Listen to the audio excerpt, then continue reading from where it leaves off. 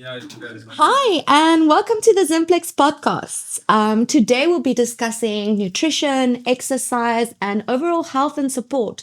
But we have an athlete here with us today. Her name is Simone, and she's going to give us some insights into her life and routines. Hi, how are you doing today?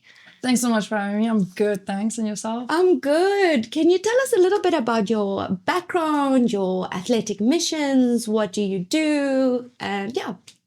So in school, I was pretty involved in athletics, doing 100, 200 meters, and also long jump.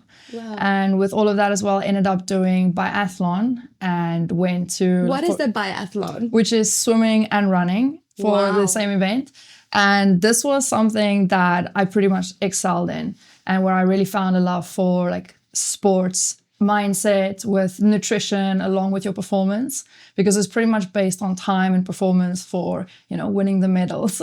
You mentioned something really important, nutrition. Like, can you explain a little bit, how does your food day look like?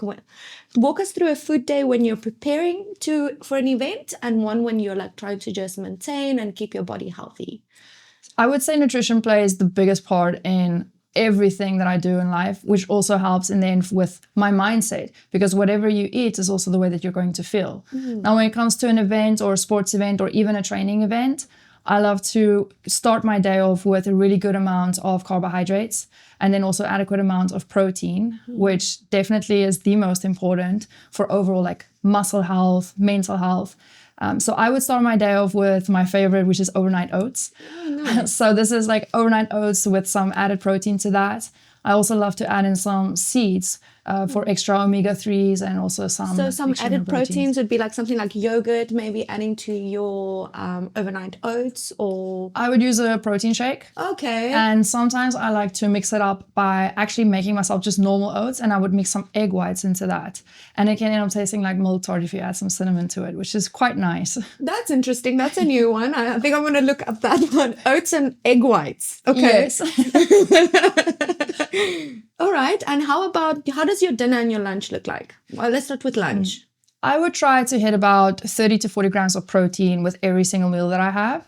And with lunchtime, the same thing. It would be mostly just protein. And then I would add some carbohydrates like vegetables or rice, maybe some buckwheat. And because these are more like your superfoods as well. Yes. And then dinner would pretty much be the same. I would just lower my carb intake at night, as I don't need as much energy right now. So this would be mostly just added with some like a salad, and then the protein, which is always going to be the number one priority for me. That's amazing.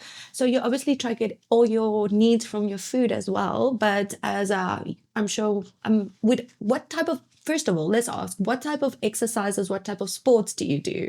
Now, you started as a runner, and what do you do now? What is your specialty? So I went from actually having an athletic career to becoming a fitness trainer, and then reached my dream of becoming a celebrity personal trainer. And so who's the famous client? Tell us.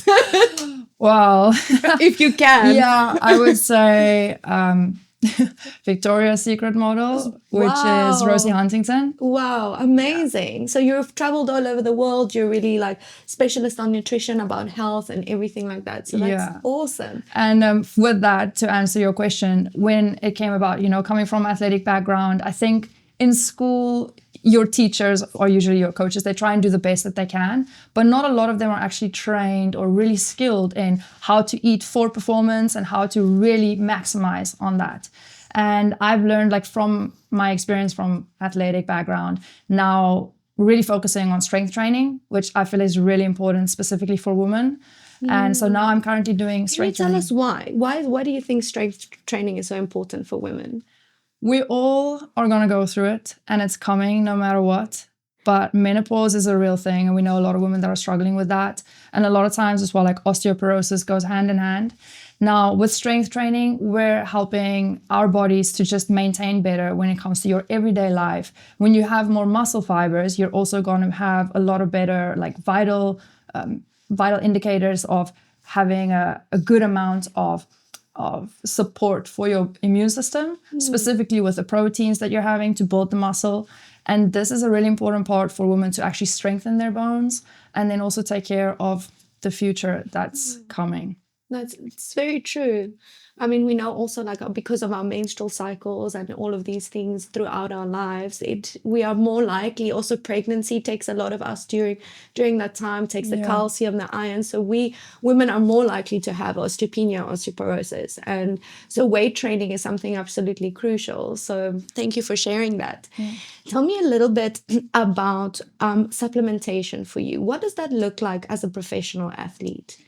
Speaking about menstrual cycle as well for women's health, we know that the pains that sometimes come with periods, they tend to miss out on events or even miss out on some sports, and it's a very uncomfortable situation.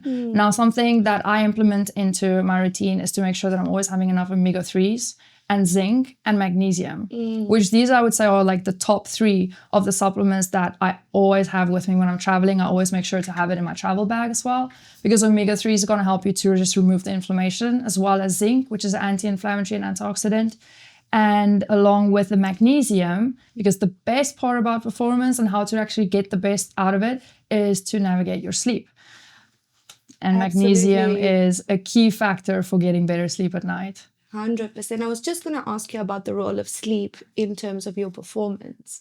So can you tell us a little bit about your sleep schedule cycle? What time do you go to sleep? What time do you wake up?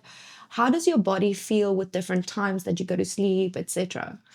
Everybody talks about a morning routine, but I have an evening routine. For instance, I think a big topic for all of us is screen time. Yes. So I have like a blocker on my phone that literally shuts down all of my apps and everything. So I cannot do anything on my phone. Like it has to just stay off. I should try that. It works. It really works. And then I would have a book next to my bed instead. So I kind of set up my space for my evening routine. You know, I would go about to do a little bit of dry brushing, and then Dry brushing, do you mean like on your legs, Yes. on your body to stimulate body, yeah. your circulation? which helps with lymph drainage, and obviously also to remove some excess toxins from the body. And it also makes you feel more calm and relaxed because it has effect on the nervous system. That's interesting. You do that every night? I try to do that every night. I'd either do that or I would go for like some, what you would call like facial yoga or using the gua sha. This is the same thing. So it's lymph drainage from the face. Yes. And at the end of the day, it feels good. You're taking care of yourself. So everything's kind of slow. So you slow down the pace. And I would take my magnesium, all right, and dim down the lights. So there's a certain time that I have my wind down period at night. And then everything would just dim down. I'll go really slow.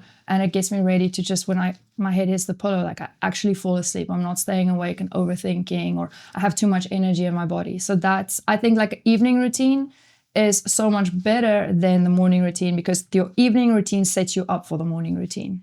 That is so interesting. And I think I can really relate to that with the day-to-day lives. I find my phone next to me all the time, even though like I shouldn't be there, but I'm tired and it's 9 o'clock at night. And then before I know it, it's 11:30 and I've been on social media. I've been reading the news. I've been reading this. And then it takes me time to disconnect, and then that completely affects the next day. Yeah. So any tips on how to, like, aside from a blackout completely, like let's say we can't disconnect and we didn't put our phones off, any breathing tips, any ideas that you could help us just disconnect, calm our mind so that we can go to sleep a little bit easier? I know a lot of women report like struggling to fall asleep because of the racing mind. Absolutely. And something that I actually started doing from school was, this is a recommendation that I actually got from a psychologist that I went to. It's like, you know, to have a notepad next to your bed and a pen and a notepad and just do a brain dump. So just write out everything that's in your mind. And this really helps. Well, next morning you might even wake up and look and be like, did I really like lie awake about these silly thoughts? I like this, a brain dump. Like you literally just dump your thoughts on a piece of paper so they're not heavy in there. Yeah. Okay, that's cool. So I would say like that's a really great way to just also disconnect, because the connection happens in the mind. Like you're connected to some thoughts. So you're the one that's keeping the thoughts racing. And I imagine it as this cloud of thoughts above your mind. And if you take a pen, it's like you take it and you pin it down. And once you pin it down, it can no longer be there.